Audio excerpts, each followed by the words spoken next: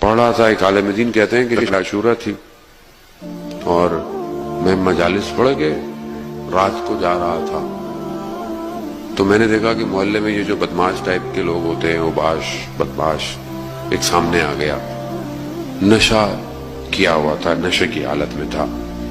مجھے کہا کہ شیخ بڑی لوگوں کے لیے مجلس پڑھتے ہیں، ہمارے لیے بھی کبھی پڑھ دیا کرو. میں نے کہا کہ مجلس ہوتی ہے، آپ اس میں آ جائیں. کہا ہم کہاں مجلسوں میں آئیں گے، نشے میں تھا.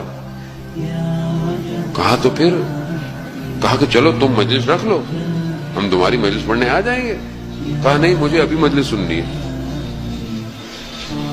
تو مولانا نے کہا کہ شاید ہو سکتا ہے یہی ایک لمحہ اس کو بدل جائے، اور کہا کہ دیکھو بات یہ ہے کہ مجلس کے لیے ممبر ضروری ہے، کرسی چاہیے تاکہ میں بیٹھوں اور پڑھوں. وہ تھا نشے میں، وہ خود چک گیا. کہا شیخ میں خود ممبر ہوں، میرے اوپر بیٹھ جاؤ. بس یہ بیٹھے کہتا ہے میں نے السلام علیکہ یا ابا عبداللہ کہا. اس کا بدن کانپنا شروع ہو گیا. میں نے ایک اور دفعہ کہا یہ، اور اس سے پہلے کہ یہ گرتا میں نے ختم کیا اور میں اٹھ گیا. یہ آنسو کو صاف کرتا ہوا اٹھ گیا. کہا شیخ میں تمہیں گھر تک چھوڑ کے آتا ہوں. میں نے کہا نہیں، مجھے ضرورت نہیں ہے.